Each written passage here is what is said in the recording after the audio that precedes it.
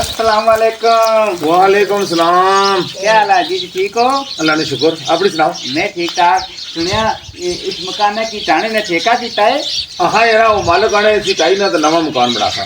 अच्छा अच्छा, तो सही फिर बदे भी तो लोड पे असल। तुसा कर सो ना मैं ना करना। हाँ। इसी का मैथ रखी किनो।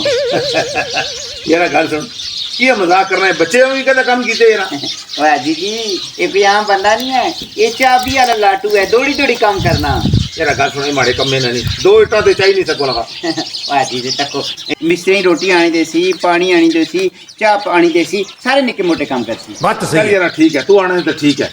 मैं तो आना अज तू कम्मे खली गए तनख्वाह के देखो। रुको जरा, इस महीने 10,000 दे सही, अगले महीने च अपने पुत्र 15,000 रुपया तनख्वाह। सबर करो। ठीक है ठीक है आओ जी।